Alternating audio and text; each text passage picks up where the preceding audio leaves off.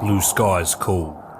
They seduce us, pulling us irresistibly upwards, reminding us to fly our own line, on our wings, and in life. We are the seekers, adventurers, being one with the air, feeling everything and nothing at once. That's the magic we chase. Follow the call. Find your pure, wild flight with NZ Aerosports. Of course, I absolutely love the NZ Aerosports business model. I mean, come on. One glance at an Icarus fuck yeah sticker and you know it lines up perfectly with the fucking pilot mentality. But outside their wonderful use of colorful language and a great company vibe, there's a long list of reasons to say NZ Aerosports fuck yeah. NZ Aerosports blows me away right out of the gate as a canopy manufacturer with a bold offer.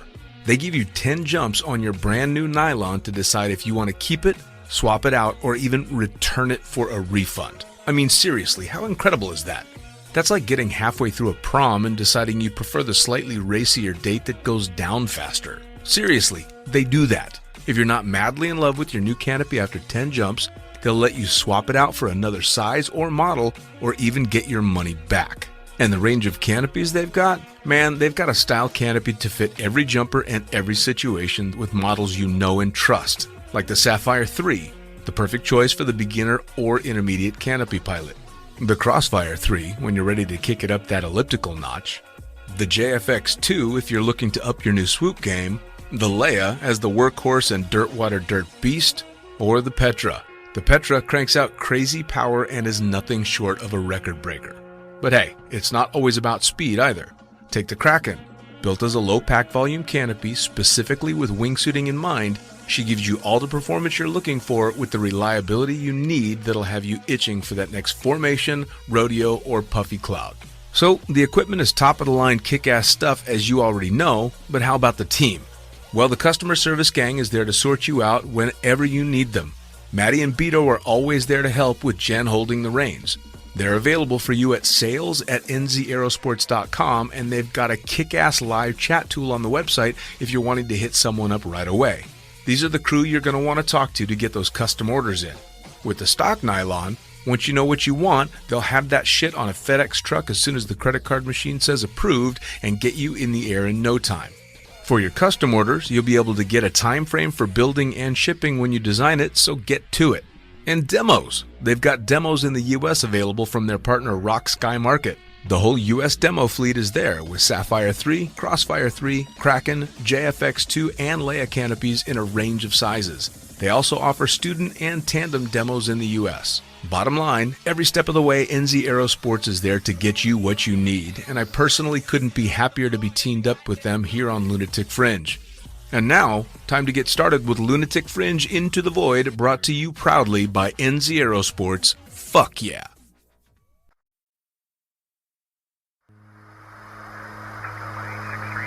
Coming straight from the cockpit, it's another episode of Lunatic Fringe with the fucking pilot.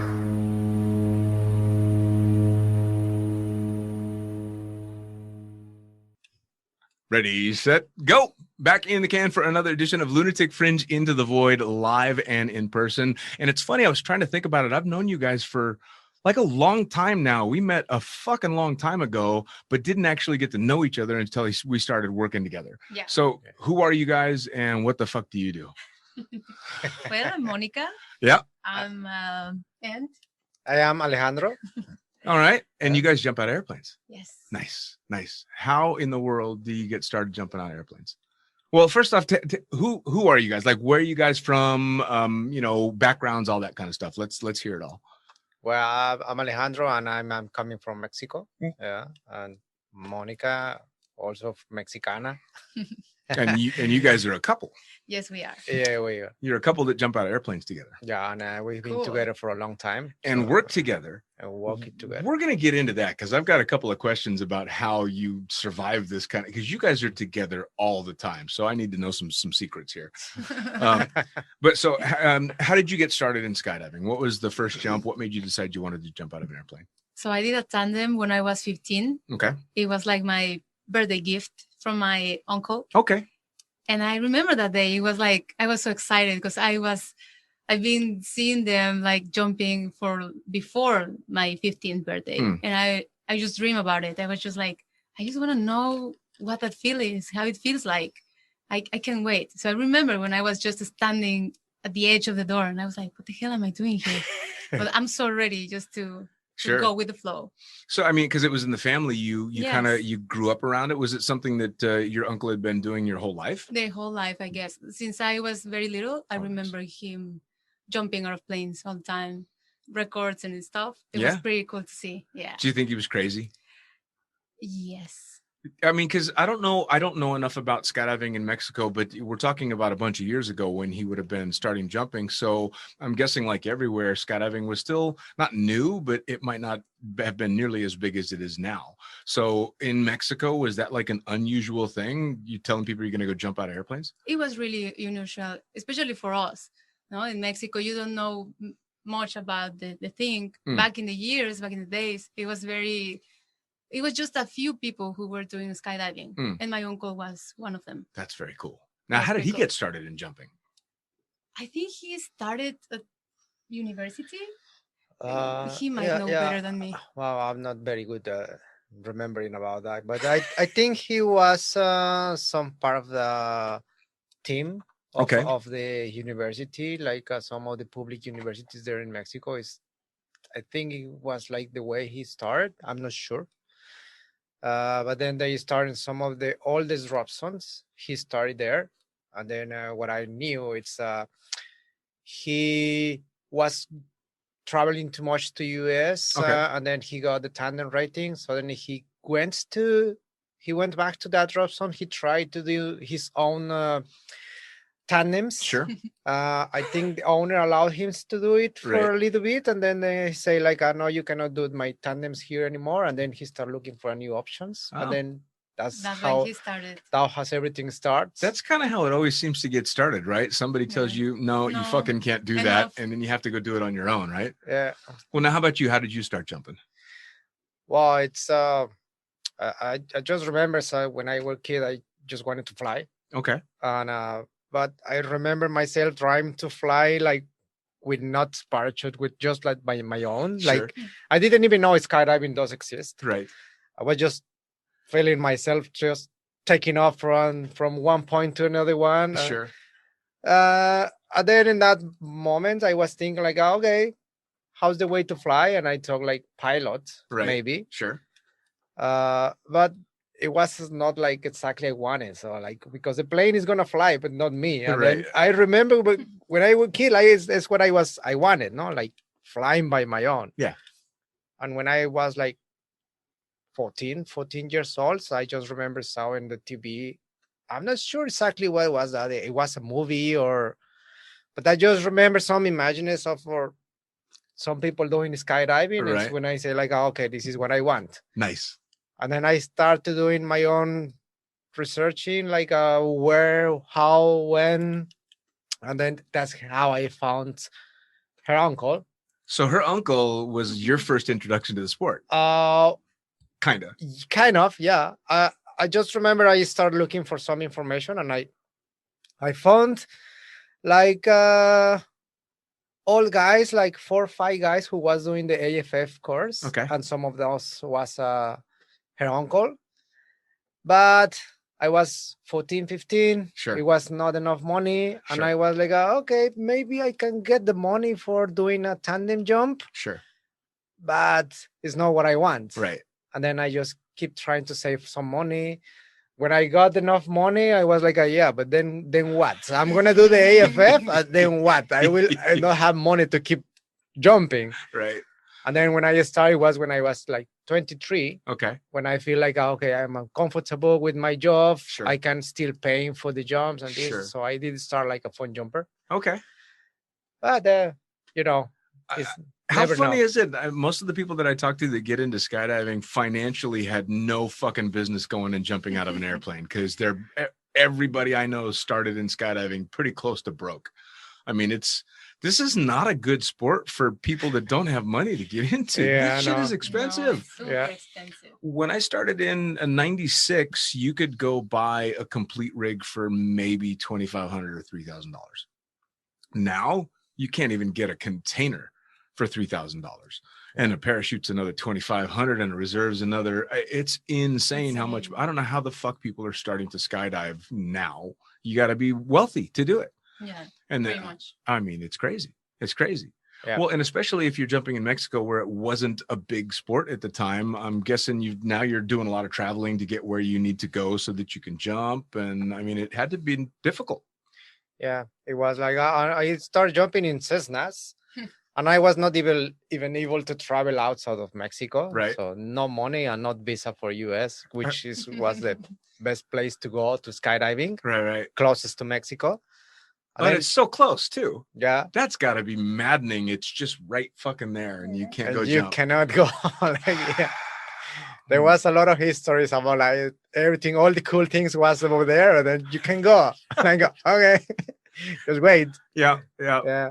So you do your first tandem, and are you hooked right away, or was it something that took a while to soak in? No, I think I went hooked right away. Yeah. Like it was the best thing ever. Like I cannot forget that moment. Like Yeah. you will never forget your first jump. No. And I still have it in here in my memory. Yeah. It's amazing. Oh yeah. Although I don't know about you, but my first jump, I'm always much cooler when I remember than I actually was, Yes. because I was shitting myself. But as I look back, I was much fucking cooler than that. Yeah, for sure. No, I still remember it, and it's like. Did your uncle wow. take you, or did you go? Yes, one of my uncles. Okay. Not my uncle who started everything. Okay. But his brother. He took That's me. amazing. Yeah, it was pretty cool. So it was like a family thing. It still is a family thing. Now, where in Mexico is this? And is it still a drop zone? Yes, it's still a drop zone. It's in Cuautla. It's like 2 hours from Mexico City. And That's now, what's the volcano? Let me see if I can remember. Don't tell me. Popocatépetl. yes, you're right. Fucking hell! All right. Yes. Look at that. Yeah. You can see that on the videos and everything. Yeah, that's got to be just amazing. It is pretty cool. Nice view. Yeah, it's got to Not as be. good as this one, but it's good. And it's still there, still operating, still staying Yes, busy. it's still busy. Now they have another drop zone, like 2 hours from there, Skydive Puebla, and another Skydive Puerto Escondido. Okay. All of them are from my uncle. Oh, that's fantastic. So you do that first jump, and then do you just go tug on him? Hey, I need to learn how to do this. Yeah, but I had to wait until I was over 18. Mm. So I did another 2 tandems after that, and then I started jumping solo. Okay. Now, how was the course for you? Did you just slide right into it, or was it a difficult thing? It was kind of easy for me because I was like used to see them because I was working also at the drop zone. Okay. So at some point I was working at the office and I was just listening at the AFF school, the ground school. Sure. So I was like kind of, I had the information Right. in my mind. Right. So when I had to jump, I already knew what to do. Okay. And it was the best. That's awesome. Yeah. So pretty much from a very early age, you knew this is for me. Did you know did you want to work in it? I never imagined to work on it. It was something that suddenly happened on me. Like it was just coming to me. Okay. Yeah. And so you just decided one day, I mean, because you're working at the drop zone doing odd jobs here and there, but that's not necessarily something you're going to do for the rest of your life. No. So you weren't looking at the jumpers going, that's going to be me forever. At some point, yes, because when you spend a lot of time at the drop zone in ground, because I was doing manifest during the weekend. So I was just like, I want to jump. Yeah. So I get to jump, but only once a weekend. And it was like very hard. I'm the first person to say I still to this day think that the hardest job on a drop zone is manifest, without a doubt.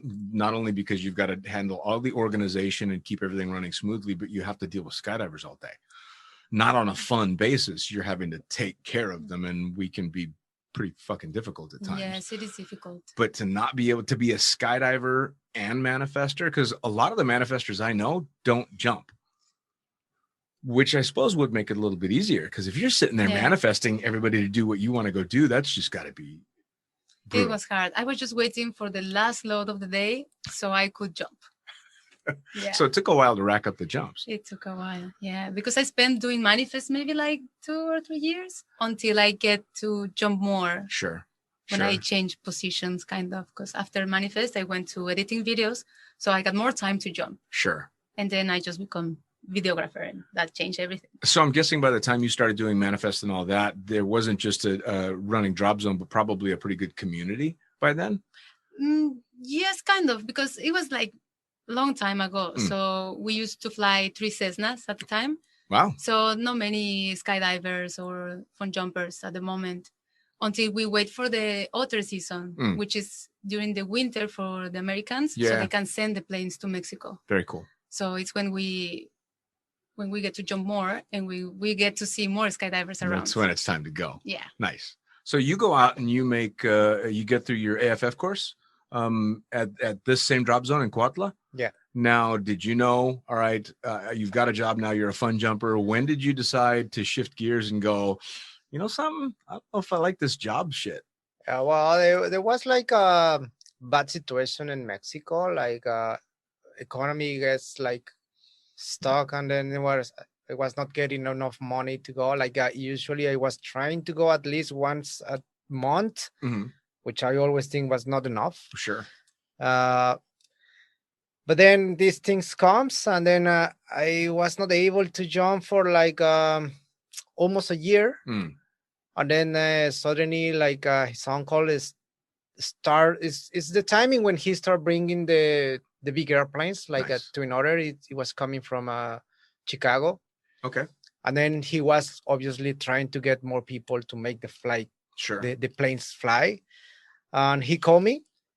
He just offered me like thinking like I was a skydiver, a fun jumper, like, okay, we're going to bring a big plane. Do you want to join us? Come. And then it's going to be all this season and whatever. And I was like, yeah, I want to go. Like, I just leave it like that. But then like, how? And I was all the time like looking what was happening at the drop zone, everybody having fun. And it was like 2-3 months when I was just like checking all what the guys was doing. Like, I want to be there, but I didn't have the money. Sure. And then suddenly I call him like, okay, I want to go, but I have not the money to go there. So do you can hire me? Do you have a job for me? Sure. And then he, okay, what do you know to do? Like, I don't know. Like, I was suddenly packing my own parachute like 2-3 times, like not like very often. I used to pack for that, to pay for that. But I can pack. Yeah. And then he just called me like, okay, come on Friday. We can teach you and see how you know it. And then next Saturday, I was already working there. Really? Because they was like very short of packers, so they need it. And then since that time, I never stopped working on skydiving work. Nice. But it took me like 4 years to become tandem instructor, and then I mean, I don't know which is better, taking a long time to get to that point or diving into it way too fucking quick. That's what I did. I was like, I went from a very low time fun jumper to working in the sport like overnight. And I don't know that was the best way to do it, you know, because you kind of get overloaded by it. So I kind of would have liked to have been a fun jumper. I was a reborn fun jumper, you know, the last 4 or 5 years, being able to go out and actually just fuck around and be shitty in the sky. Well, I would love it to do that, but like on my situation, it was not easy because I was packing when there was all the fun jumpers going, and all the slots was full on the Twin Otter, so they never had slots for me. Like I had to wait also like shit, like wait only for the last load. But sometimes I had not spots, and I had not time because I had a bunch of parachutes to pack. And then there was weekends when I was not even able to jump. I used to drive like 3 hours from my house to the drop zone, and then I couldn't jump. But that's worse than bad fucking weather, because you're watching the plane and canopies in the air all day and you just don't get the jump. Oh. Yeah, I think that's why it took me too long. Sure. Yeah, and then when the Cessna's timing started, which was like another 6-7 months, then it was the same thing. Yeah. Like I just tried to wait, but there is 2 tandems and they are taking the 4 slots on the Cessna. Yeah. Like no room for me. Yeah. Yeah. No, man, that's brutal. That's brutal. Yeah. I mean, that, especially to have to put in that kind of time when you know that's what you want to do, and you're like, but Fuck. Yeah. So now, what was your first job jumping? What were you shooting video first or okay? Video. Yeah, that was the first one. And Pretty cool. Well, and then you obviously you've gone ahead and got your tandem rating, and are you AFF as well? Yes, I am. So the whole package. The whole package. So I started doing more videos at my home drop zone, and then I took my coach and my AFF rating, and I just did not many jumps in Mexico. So my tandem rating, I took it like 5 years ago, not long ago. Okay. Yeah, I've been jumping for 14 years, so it took me a while. That's better to take your time to get it in tandems. I mean, now you're a very experienced tandem instructor, so that's not something you want to start too early. It's just it's so over the top. You need to wait for the right moment. Yeah. I got forced into it because it was get your tandem rating or go find another fucking job. So the first 100 tandems I did, I was terrified because I didn't want to be a tandem instructor. It was not what I wanted to do. And it wasn't until one very pivotal jump that I'm like, maybe this isn't so bad. And then, of course, all these years later, my favorite way to jump is doing tandems. Yeah. It's just brainless. Let's have fun. We're going to be fine type of stuff. And so it's kind of fun. And was the tandem rating your first? Yes. Wow. That's ballsy. Yeah, but I just look at the window it was going to come, because in that time it was like a very short team of tandem instructors. And there was a guy who was going to leave.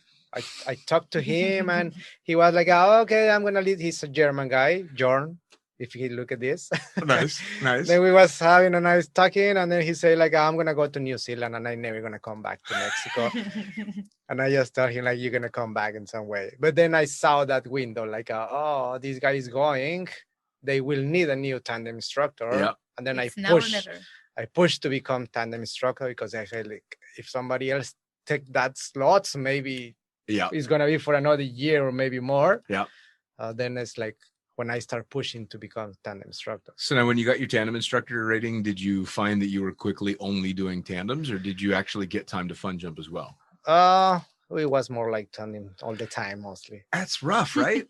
It's not, I mean, you're skydiving, but at the end of the day, it's not your jump, Yeah. But in that moment, what I just wanted is to be on the sky as much as be possible. Sure. And it's way better than be packing and looking everybody else having fun. There's no doubt about that. Especially when you are packing and looking at them, bringing the parachute to you with the happy face, like you're just looking at them, like dropping the parachute in front of you, like, oh my God. Yeah. I'll never forget my first conversation with a proper packer was in Paris Valley, and it was clearly a guy that had been packing for a long time, and maybe even in the same situation. He wasn't getting to jump, and he's packing all the time. And he had packed for somebody, and the guy chopped the canopy and comes back and starts yelling at the packer. And the packer just kind of sits back and puts a big grin on his face. And at the time, I think you got $3 for a sport rig. And he's like, what the fuck do you expect for $3? And just turned back and started packing the next rig. I'm like, fuck you, man. Come on. Kiss my ass. All the handles were where they belong. That's your shit. So that was pretty good. I'm like, all right, yeah, I get that. I never used packers because I was always terrified, and I saw that guy go off on that person, and I'm like, no, I'd rather just screw myself over, and then I've only got me to blame. Just made more sense. Yeah. So we talked not that long ago, because you're having some of the same issues that I was having that I wanted to address, because clearly this sport is fucking hard on people. But your neck still moves all over the place. Nice. And do you have any problems? Not yet. Not yet. I think it will come. Because we have examples. Oh, GoPros, man. I wish GoPros had been around a long time ago. Life's changing. So, yeah. So you're going through a lot of the stuff that I went through for a bunch of years. Your neck's not doing great. You look a little stiff. If I change the position, many pains is coming. Right? Oh, man. It's just not what it's supposed to be. Nobody warned us about this, right? No. You didn't. I didn't. It never crossed my mind. And then a couple of years into doing tandems, things start hurting and shoulders start getting messed up and heart openings on canopies, and that stuff doesn't go good. But I mean, you seem to be doing quite well. Have you had any mishaps? Like, not really. But like, Nice. Since I came to Dubai, and we have been jumping a lot. So I start exercising often, and that's something that makes a difference. Oh yeah. Because if it's only for the weekend, then you chill the rest of the week, and you might exercise every other day.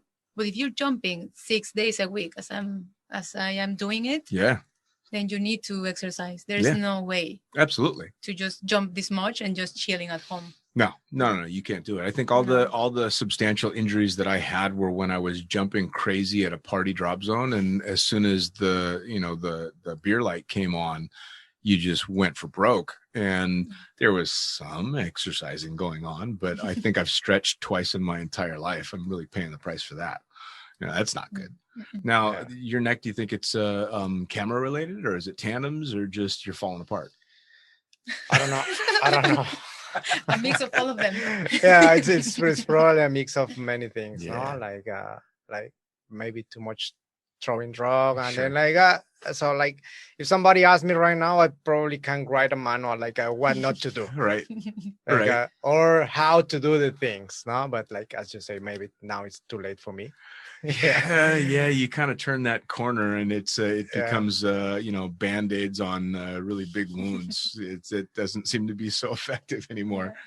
Now you obviously, though, you guys end up getting full-time into the sport, and you start shooting video, but eventually do the instructor thing. You start doing tandems, and clearly that's where you guys meet. You said you guys have been together a long time. So when did you guys become a couple? Yeah, it was at the drop zone. Of course. Many years ago. Yeah. How, because you guys jumped together for fun, I'm assuming. You guys have worked together for years. You've known each other for years, and you are together all the time because you work at the same busy drop zone. Don't say it that way. I'm trying to wrap my head around it, because I'm one of these very extroverted introverts. I can sit here and have a great conversation, but as soon as the podcast is over, we'll have a hug and get the fuck out. Yeah. But I can't be around people all the time. So how do you guys do it? What's the secret? Well, I think it's a little bit of different personalities. I consider myself, especially with her, I'm very chill. I just let her be. Okay. It's maybe she thinks I'm listening to her, but it's just coming in right now. Most likely. You just say yes. That's fine. Fair enough. Just nod. Yeah. I mean, it's I talked to Pat and Siobhan Kay, and asked them what their secret was, because they've been together for quite a while as well. And their secret was Pat refuses to go skydive with her. He won't hang out with her on the drop zone. He doesn't jump with her until the sun goes down. They don't nothing. Really? And that I can kind of understand. But how is it working with your significant other? I mean, does it ever get weird? Are you ever teamed up tandem video? You're just having fun? Or? I really love it. I really love to jump with him. Since I started jumping and I had to film him, I was just I'm going to jump with Alejandro. Yes, it's going to be amazing. And now in here that we can match as a team and work the whole day together, it's woo, I know how he exceeds, what he's going to do. I know everything. So I feel so confident and comfortable to jump with him. Sure. I enjoy it a lot. Well, I'd imagine being that comfortable allows you to improve quite a bit, because you've got that confidence to try a little something extra. And he was pushing me to try different things. Nice. So I enjoy it. Nice. Well, now who's the alpha? Who's the one that's do this? That's her. I kind of figured. I kind of figured that's what it was. Well, I think that's part of the things, no? I never try to say this is what it has to be. I just try to that would let work. the things let the things be. When sometimes something is okay, I don't like it, I just let her know. Not this way or not that. Right. That's it. But the rest is just everybody has to be happy, and then match it, and then it's just that. Well, I mean, you guys clearly have the same passion for the sport. And how many jumps for each of you? Ballpark. I had 11,000. So not exactly a new jumper. No. I have 18,000. Jesus. All right. And you've been to, what were your years that you guys started jumping? I was 23. 23. And you did the first one at 16, but when did you become an active skydiver? I think something around 10 years ago. Okay. When I started like active, not just as a fun jumper, like working as a videographer, like maybe 10 years ago. So you're averaging more than 1,000 jumps a year. Yeah. That's a proper pace. Here in the Palm, we jump a lot. Yeah. Oh, no doubt. But I mean, over that 10 years, Yes. that's still, I mean, that's a lot of jumping no matter where you go. That's a substantial number of jumps. You got to have some really good weather and some stamina. Oh, yes. I mean, I would think that, well, for fun jumpers, it's probably just a couple hundred jumps a year. But for working staff, I'm guessing average is still, what, 600-800 maybe? Kind of. Yeah. So to be going over 1,000 a year is, do you see yourself wanting to slow down at any point, or is that I just think so. Yeah. At some point, we need to slow down. So many jumps a year, so we want to chill too. Sure. And enjoy. Yeah. Well, now, do you find yourself still going back out to the drop zone to fun jump on days off, or is it? Have you gotten to the point where you're like, yeah, I don't need the airplanes and the jet fuel? Yes, I have done it. Like I used to go on my day off, not very often, Right. to be honest. Just a couple of times I have done it. And it makes the difference, Dean. It's another kind of jumps. It's you recharge yourself. You just change the chip, switch your mind. It gives you more to keep going. For sure. Well, for a long time, people would ask me, do you ever fun jump? And when I would always give them the same answer, that's what I do for a living, doing tandems. And everybody thought I was just full of shit saying it because that's what you're supposed to say. Because clearly it's hard work, but I meant it for years and years. Why would I come out and do a fun jump? That's what I do. But when I stopped jumping and started flying again, I started to get that itch to, oh, wait a second. And then the drop zone became more of a burnout because it's a different kind of work. So I would go on a day off and make a jump and go, that's why I got in this sport. Okay, absolutely. How about you? Well, now, like as you say, with all the pains and all these things, like I just want to be out of the drop zone when I'm off. So what do you say to people that are like, wait a second, everything hurts, your neck is fucked, you have no idea what comes next, why don't you stop jumping? What do you say to them? Oh, I don't want to stop jumping. Right? So. We're not smart people. Yeah, no, we're not. I just still think like, okay, let me fix this and then keep going. Yeah, that's exactly what I thought. The first surgery I had that ended up being a direct effect to skydiving was shoulder surgery. And it was my drogue arm, my right arm. And I had surgery, and 3 weeks later, I was throwing drogues at Skydive Cross Keys because I got the job, So I'm learning how to throw the drogue by not really using my shoulder, which if you've ever thrown a drogue, not using your shoulder is not easy. And tore it again and had to have another surgery. And that time they're like, really? Don't fucking skydive, you dumbass. Let it heal. But we're not smart. No, we're not smart people. No. I mean, obviously you guys know and are friends with Olga. I love her to death, but this girl, and I've told her a million times, I've never met anybody in my life that can still be screaming in agony trying to figure out when her next jump is going to be. Yeah, neither. She is like the first person I ever think of when I think injuries and just keep going. The first major injury that I was around for with her, she hooked herself in, hit real hard, cracked or broke a couple of ribs and punctured her lung. And so it's and we've told this story on the podcast. So Olga, don't get mad. She will, but it's okay. She's laying in the hospital bed, and Naomi, another friend and instructor here, and I go to the hospital. She's laying in the bed with a tube coming out of her chest, draining the lung that had collapsed. And I'm not shitting you. She's on her phone picking the colors on her downsized parachute. Of course, Olga. Of course. This girl, I mean, I'm convinced she's the one person that could hit without a parachute and get up and dust herself off and do it again. I really am. She's very strong. Yeah. So you've obviously gotten to do a bit of traveling in regard to skydiving and crisscrossing around. I'm assuming you guys have done some jumping in the States and Mexico, and you've traveled abroad. Do you see yourself, heading someplace eventually that's just, we're here now, we're going to work at this drop zone or maybe start a drop zone? Well, that was something it was like on my mind to start a drop zone, but I think the situation in Mexico is not like the most easy, to run a business. Sure. It's it's not like the best I want. So it's better to be high, like doing what I love, and then instead to be like dealing with all the government, all the gangs, or all the things like Sure.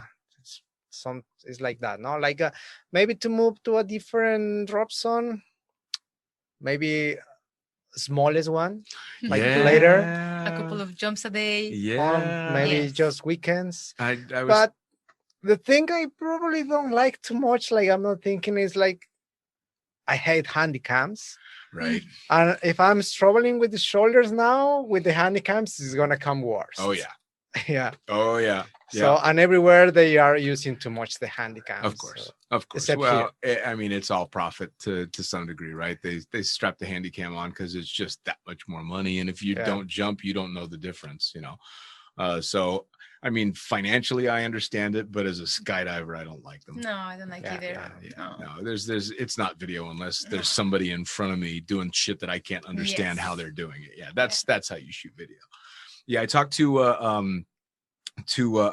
jumper that said his ultimate dream is to partner up and run a little drop zone, and he can be the pilot, and the other guy can be the instructor, and he can make sure that the drogues are not getting abused on the way down, and you know, 4 or 5 jumps a day, call it a day, have a beer, you know, Cessna on the beach or something like that. That would be kind of the ultimate dream, right? Yeah, that sounds like a good plan. Right? Yeah. Right? I mean, there's not many retirement plans for skydivers. There's not. We're and I'm sure you guys are the same, but about the time skydivers figure out that this is just a one-way road, you're already too far down the road. Yeah. You know, I think about the time I'm like, fuck, I should probably try and figure something else out to do. I was like in my mid 40s going, oops, I think I missed that one.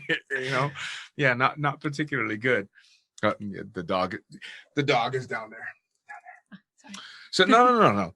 So I actually I had the privilege of meeting your uncle a long time ago, and he was such a character, and to be able to start all of these drop zones as well, you must love that you're kind of part of that heritage. Yes. I mean, he was just, I don't know how else to, anybody that knows Tony, anybody that knows him just heard that name and started smiling, going, yeah, he was a dude. He was like a party guy just by looking at his smile. Yes. It was like something was going to happen. I never didn't see him with a smile. Not once. I never didn't see him with a big grin on his face. Really? No. I'm sure he at times didn't, but I had the opportunity I spent one evening in his home with Fritz and myself and a couple of other people that were getting ready to go for a busy day, jumping the next day. And at like 4 o'clock in the morning, the stereo is still rattling shit off the walls. And I remember getting up going, I gotta try and get some sleep, and going down the stairs to peek around the corner, and there was nobody there. It was empty, but the stereo was fucking going, and there was like one person passed out in the corner that as soon as I started to turn it down, they're like, "Wait, what are you doing?" Exactly. Really? Oh yeah, that was something else. He was just he was a character. He was a character. He likes to party. Yes. Yeah, he loves it. And why not? And why not? Hey, if you can get away with it, well, and it's a bunch of skydivers, right? Yeah. Right. So as I wrap things up, I always ask people for the same kind of advice that you would give to 2 different groups of skydivers. Those that are just getting started. What do you think that newer skydivers should be thinking about as they make their way into the sport? And for old timers that are kind of burned out and they don't know if they want to be skydivers anymore, and they're trying to look for inspiration, what do those people need to be doing? Well, I think as a new skydiver, I think most of the people want to become an instructor at some point. So think wisely. It's a really nice job, but it's also, you need to be mature, let's say, to do what you're doing, because you're dealing with lives. It's fun. It's very safe, but it's also somebody's life. Yes. So just take your time, take the jumps that you need to complete to take the rating, whatever. Take it easy. Enjoy what you can. Once you're in this side, then you will be like, oh, I should have jumped more by my own. Yeah, that's for the new skydivers for me. What do you think for the newer jumpers? Well, the new foot jumpers is just try to learn from the olders as much as you can. Yeah. Like, especially the injuries. The injured ones. Yeah. That's actually really good advice. You see that guy that's fucking limping? Go talk to him. Go. Yeah, doesn't mean that they cannot do it, but there are too many ways that doing on a different way and try to avoid these things. No? Well, let's face it. This is the one sport where you really should try and learn from other people's mistakes. Yeah. Right? Yeah, exactly. I mean, with everything else in my life, I have to fuck it up to learn the lesson. But skydiving is the one that I went, oh, I saw that. I don't want to do that. Yeah. How do I not do that to myself? So yeah, you probably have only one chance to learn. Right. So don't do that. Yeah. Not a whole lot of second chances in skydiving. Really. So now for the old fuckers like me. Somebody that's like, God, I don't know if I've got the energy to go to the drop zone anymore. How do you talk somebody like me into going back out and getting that fire back? Suck it up and keep going. I like that. Yeah. Fuck you. Get on the plane. Let's make some dreams come true. Nice. Nice. What do you think? Well, I just think like try to remember like what pushed you to become skydiver. Yeah. No? So try to remember that and keep it in mind like all the time. No. Nice. If you're looking back and you think like, okay, it's not like pushing me too much, so then go to sell coffees. Nice. Do something else. Nice. What actually I didn't ask. You guys have done the instructor thing pretty much the entire time, but have you ever competed, or do you still daydream about doing competitions of any type, like free flying or anything like that, or is it just I dig the way I do it? I think we're just going with the flow. At some point we thought that we can compete, and he competed in Mexico like swooping competitions, and I had like kind of records, belly records, and nice. That was pretty cool. Yeah. And but after that, I don't think so. Oh, nice. Yeah. Just for full-time working skydivers. I just want to have fun. Which is still, I'm astounded. The whole couple thing that floors me, that together all the time, and you guys are just always smiling. You guys always look like you're having a good time at the drop zone, which is phenomenal. We laugh a lot. I really enjoy my time at the drop zone. We're always playing around, nice, like messing up each other, like not only between us, but with the rest of the instructors. Sure. No? Well, it kind of has to be that way, right? Yeah. I mean, when you're, because regardless of how safe statistically skydiving is, it's still lives on the line, and everybody that's been in the sport as long as we have has lost people. And so, you know what the stakes are, ultimately. So if you're not having fun and you're risking that, then you're in the wrong line of work. Yeah. Well, guys, cheers. Thank you so much for the time. Thanks for having us. Thank you. Absolutely. Take care. We'll see you next time. You too. Bye. Bye. See ya. All right, gang, so just a quick heads up. Instead of doing what I've been promising for ages, which is to get around to that audiobook, instead I went ahead and compiled all 10 years of the Blue Skies writing that I did and put it together in a fucking book. It's going to go on Amazon here real damn quick, listed as the Lunatic Fringe book. You'll be able to find it in pretty much any of the marketplaces that Amazon has. It is literally every single word I ever wrote from that magazine, and it's all put together in nice book form. You can buy it in ebook, you can buy it in paperback, and believe it or not, you can even buy it in fucking hardback. Again, it's going to be available here really, really soon. This one not only includes all the articles that were in the first fucking pilot book, but about 60 more articles. It's got 350 or so pages of some pretty funny, inappropriate, and hopefully informative shit. So check it out. And there you have it. Another episode of Lunatic Fringe Into the Void, brought to you as always by, and say it with me, fuck yeah, NZ Aerosports. Head to nzaerosports.com. By Pussfoot. That's right, head to pussfoot.com, the extreme sports collective, and check out everything they've got to offer. By summitparachutesystems.com. Jarrett Martin and the family cranking out amazing pilot rigs, as well as incredible rigging courses. And now joining the Lunatic team, it's the one and only Tony Suits. You know him, you love him. Head to tonysuit.com. Check out all the amazing standards, as well as the new incredible signature line they've got going on. And as for us, the Lunatic Fringe is now now on YouTube. That's right, you're going to have the chance to put faces to the audio by heading to youtube.com and looking up the Lunatic Fringe podcast. It's easy. Hit the like button, hit the subscribe button, check out all the amazing videos from the previous guests that we've had, as well as new and upcoming interviews on video. As always, I am the fucking pilot. Head to thefuckingpilot.net or theprincesspilot.com. Thanks for joining. We'll see you next time around.